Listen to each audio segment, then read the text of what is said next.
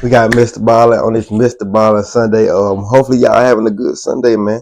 And I got another video that's coming out. I don't know if I'm gonna drop it today. Cause you know y'all know Mr. Ballin Sunday on Sunday, so I don't know if I'm gonna drop the video today, Tuesday, Wednesday, but I'm gonna do another video after this one. It ain't gonna be Mr. Ballin. So let's go ahead and get into this video. The video ain't long. Surprisingly, his video's been like 30 minutes, at least like these past couple of weeks. So good thing this video like 20 minutes long. So let's go ahead and get into it, man. How's y'all Sunday going? Happy Father's Day. Before sunrise, on April 12, 1990, a 31-year-old man named Nathan Neesmith pushed down on the gas throttle of the fishing boat that he was steering just off the coast of Georgia. And as he did this, he expected the boat to naturally kind of kick into a higher gear and go faster. But as he pushed that throttle down, nothing really happened, and the boat just kind of sputtered along, going about half the speed that he expected it to go. Confused, Nathan stepped away and began making his way out towards the deck, where his younger brother, Billy Joe, who was actually the captain of this fishing boat, was out there taking a nap. And Nathan figured, if there was any issue with the boat, Billy Joe was the guy to talk to. He would know how to fix it. Now, for context, the two brothers were on the first day of a 7-day fishing trip that actually Nathan was not supposed to be a part of. The crew was originally going to be... 7 days? 7 days? That really sound a little fishy to me. I ain't gonna lie to you. Billy Joe, the captain, and the one who actually rented the boat, along with Billy Joe's nephew, and also 2 other commercial fishermen. But at the last second, those 2 other commercial fishermen had bowed out, and Nathan and a friend had volunteered to go to round out the crew. Now, Nathan and Billy Joe, they came from a fishing family, but it was really only Billy Joe who had pursued the family business. Now, Nathan was perfectly handy out on the water and did know how to fish and knew his way around a fishing boat, but compared to Billy Joe, there was a massive gap in experience. Yeah. Billy Joe was the fisherman, and Nathan really was not. But Nathan and Billy Joe were very close, and so as soon as Nathan heard Billy Joe was in trouble and needed some more fishermen, Nathan didn't hesitate to say he would do it. Because really, for their entire lives, that was sort of their dynamic. Even though Nathan was the older brother, it was Nathan who looked up to Billy Joe, and any chance he got, he would do anything to help Billy Joe. And Billy Joe really respected that and loved that about Nathan. But now, as Nathan made his way out to the deck to wake his brother up to tell him on the first day of the trip, right as Nathan's taking the wheel, that something's wrong with the boat and I can't fix it. And also, Nathan was enormous, like 250 pounds, well over 6 feet tall. He was huge, this big physical presence, but he really was not mechanically savvy at all. And so again, Nathan is sort of feeling like, sorry, and also maybe even second guessing whether or not it was even a good idea for him to have come along. If he can't even fix a minor issue with the throttle or the engine, what's he doing here? But when Nathan woke up his younger brother and explained the issue, Billy Joe was not upset. He was like, okay, we'll go down below and we'll take a look at the engine and make sure everything is okay. However, when they went down and Billy Joe opened up this hatch to look at the engine, smoke immediately came out, and it was very clear to Billy Joe anyways, that this was not like a minor issue. Something seriously was wrong with the engine. This was a big problem. And so Billy Joe began cussing. He's totally frustrated. And he just told Nathan to, go down below and tell the other 2 to wake up and come help. And so huge Nathan turned around and went down into the bunk room down below. And the second he got down to that level of the fishing boat, he just stopped because there was at least a foot of water in the hallway and in the bunk room when he went inside. And so Nathan screamed at the other 2 fishermen to get up. And so they got up and they're looking down. They're seeing all this water. And so they're starting to panic. And Nathan, he goes back upstairs and he yells to Billy Joe, who's dealing with this engine issue, that in addition to that, it appears the boat is also sinking. And so Billy Joe is like, get buckets, go down there and start bailing out the water. I'm going to call Mayday. And so Billy Joe runs back up to the steering wheel. He grabs the radio, and Nathan and the others can hear him yelling over and over again, Mayday, Mayday, Mayday. And as that was happening, Nathan and the other 2 fishermen put on their life vests, grabbed buckets, and went down below to begin manually bailing out the water. But the second they got down there, it was very obvious the water, wherever it was leaking into the ship, was coming in way faster than they could potentially bail out. But they kept doing it, getting the water out as fast as they could, trying to stay calm. They could hear Billy getting more and more frantic, yelling Mayday over and over again. And then all the lights inside of the ship began to flicker, and then they went out, and they were cast Now that's fucked up. I ain't gonna say well they should have bought a smaller boat, like a little small Into total boat darkness. The engine basically had stopped, for and backup. it was just silence, just the sound of water rushing into this boat. Also, Billy Joe had stopped yelling Mayday because clearly the boat had lost power and Oh the fuck! radio didn't work. And unfortunately, before the power cut out, nobody had heard any of Billy Joe's Mayday calls. So nobody knew where they were, nobody knew they were Oh, sinking, that's fucked up. and without power, they had no way to communicate to anybody. They were totally alone. So Nathan, Billy Joe, and the others did the only thing they could do. They went up to the main deck, they grabbed their inflatable life raft, they blew it up, chucked it over the side, they grabbed as many supplies as they could, put it in the raft, they all made sure they had all their flotation on. Oh, they do got a And raft. they jumped That's into what the I'm life talking raft, abandoning the sinking fishing boat. Now, once all four men were safely inside of this life raft, they were not as panicked as you might think they would be, because they had put enough food and water in this raft to last them at least several days. They all again had their life vests on, so proper flotation. And even though nobody responded to those Mayday calls, it wasn't impossible to think that maybe somebody had heard the Mayday calls and they just had not called back. Maybe there was a rescue operation coming to their location right now. They didn't know, but it felt plausible that they could be rescued. They would just need to kind of ration out their supplies and stay optimistic. However, their optimism quickly faded when, after only being in this life raft for 30 minutes, right as the sun was starting to come up, Nathan began to hear a strange sound. Oh Coming from shit! somewhere in the life raft. He couldn't quite place the sound, and so at first he ignored it. My But then bad, he y'all. noticed the life raft was becoming softer, and then he realized the sound he heard was a small hiss. The raft had a leak, and even though the four men were able to trace the sound of this leak to the actual puncture, they didn't have a patch kit or any meaningful way to patch up this hole. And so all they could do was just put their hands over this leak and do their best to seal it. But it didn't stop the air from coming out, it just delayed it. And so over the next hour, again, as the sun is just coming up on the second day. First the boat, now the raft thing. Like what? They got bad luck. God damn, they got bad ass luck. I ain't gonna lie to y'all. First the boat, now the raft. It's just crazy.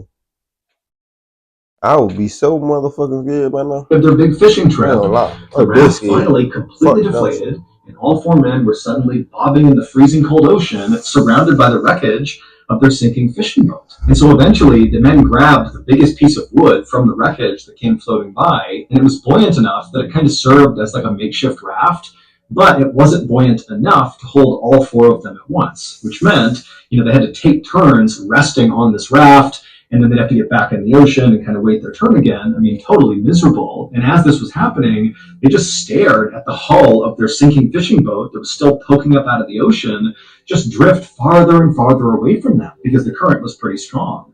And as they watched their ship just kind of disappear into the distance, and they're just kind of drifting out into the middle of the ocean, they were all just stunned into silence. They could not believe how this had happened and so quickly. And also, what were they going to do? I mean, they're in the worst possible situation here. It just didn't seem possible that they could actually survive this. Now, for reference, even though the men had salvaged a lot of their food and water from the sinking life raft, and they had their flotation devices on, that didn't stop them from hypothermia. It wouldn't be super warm outside. What mattered is the ocean was really cold. And because they couldn't stay on that raft, they had to keep cycling through the ocean over and over again. It was just a matter of time before they would get hypothermia. And sometimes hypothermia can kick in just a couple of hours. I mean, we're not talking days here. This is going to be quick. And all these guys knew that. And so as these men were forced to have these really morbid discussions around who's going to stay in the water and who's going to stay on the raft, Nathan made a drastic decision. Nathan, being by far the biggest physically out of the four men, he knew that if he wasn't there right now, the other three could easily fit on their makeshift raft and stay out of the water, delaying hypothermia, thereby increasing the odds that they got rescued. And so Nathan did what he always did, and he turned to his younger brother, who he looked up to so much, who he just wanted to help all the time. And Nathan told him, I'm going to swim to the wreckage. I'm going to swim back to the hull of our sinking ship, and I'm going to fashion my own makeshift raft. That way you guys can have this one, and I'll have my own, and we can all get out of here in one piece. Nigga, go get Keep in mind, it was fairly obvious that the hull of the sinking ship, which was barely visible near the horizon, was at least 3 miles away, just from their own rough calculations. So this is a monster swim to get to that. And so immediately, Billy Joe and the other three were like, no, that is a suicide mission. You cannot do that. Do not swim to the hull. You're not going to make it. Now, just to give some additional context here, if you're not familiar with just how challenging swimming in the open ocean is, I'm going to give you my limited experience. So when I was in the military, we had to do one 5.5-mile open ocean swim, and then also we did a whole bunch of 2-mile ocean swim. I be forgetting Mr. Ballin was in the we was in the Navy. Yeah, nah, that ain't for me. And even though we were allowed to use amazing wetsuits and fins, we had a swim partner with us, we had the land nearby to use as a reference to make sure we're going the right direction, we had food, we had water, we were in great shape. Even with all of that, open ocean swims are miserable. You get all the salt in your mouth and your nose, you start cramping and chafing. I mean, it takes hours and hours and hours to swim some of these distances, and you're constantly fighting against the waves. I mean, it is an absolute chore swimming in the open ocean, again, even with all the right stuff in place. And you got to remember, Nathan is this big guy, he's got this big, bulky life vest on that's going to make it hard to swim. He doesn't have fins, he doesn't have a wetsuit, and he's got no landmarks around him. He's going in a straight line. Yeah. Typically, when you're swimming in the ocean, you're constantly looking at the land or some other landmark. Oh, bro, you spend 2 hours, you spend 2 hours in the pool, bro. You're going to be tired as fuck when you get out that pool, trust me. And you take your good ass shower after, you're going to be tired when you get out that pool, bro. To make sure you're going in the right direction, he wouldn't have had that. And also, it's this unknown distance he's covering, and there could be predators in the water. I mean, there's so many barriers here that basically there was like a 0% chance this swim would be successful. But Nathan totally understood what he was really doing here.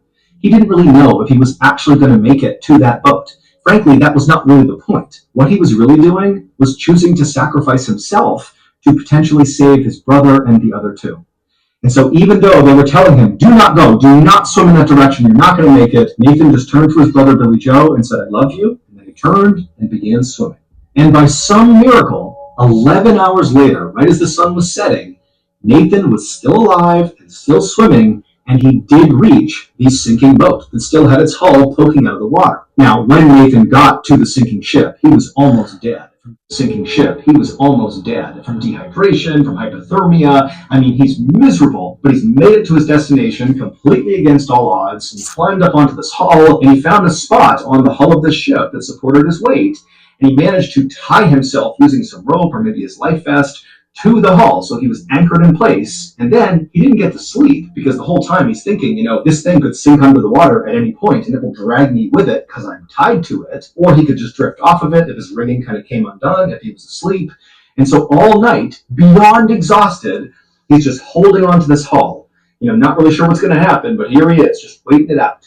And then finally, when the sun came up that next morning, as Nathan looked around him, he's in the middle of the ocean, he sees in the direction he had come from this pillar of smoke coming up over the horizon. And so Nathan, he rubs his eyes, he can't believe it. He's thinking, there's no way, there's already a ship out here. We're in the middle of nowhere. But sure enough, slowly but surely, this massive freighter ship came into view that was very far away. It's not near Nathan, but he can see it clear as day. And where the ship was basically circling was roughly where he believed his brother and the other two fishermen were still floating.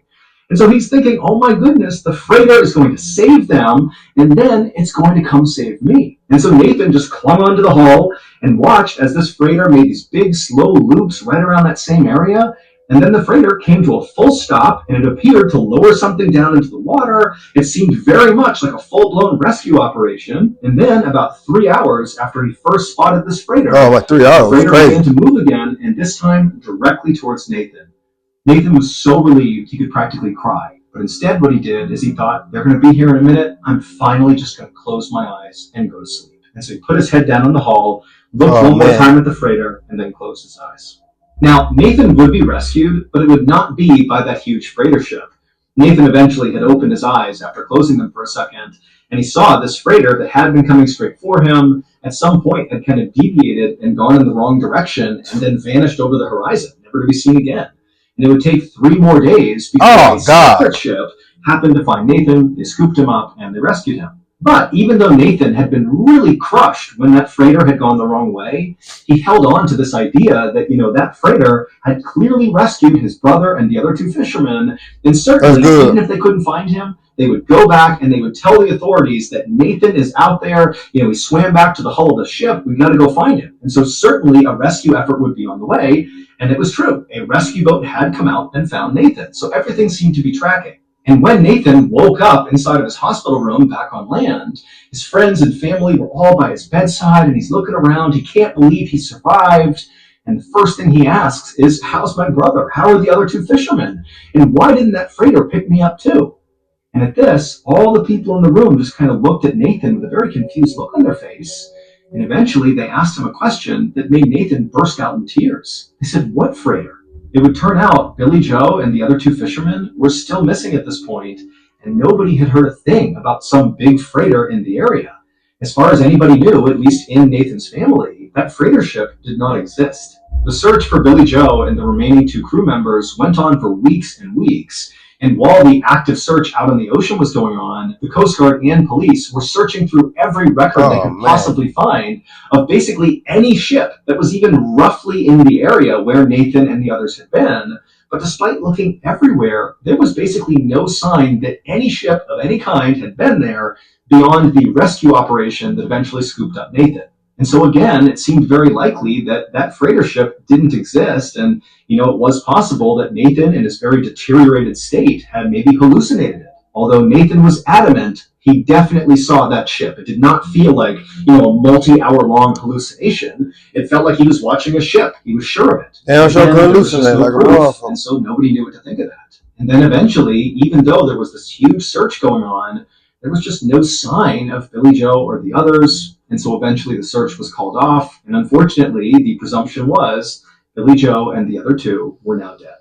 5 months later, on the afternoon of 1990, the phone rang inside of Nathan's sister's home. Now, by this point, RIP to the victims, man.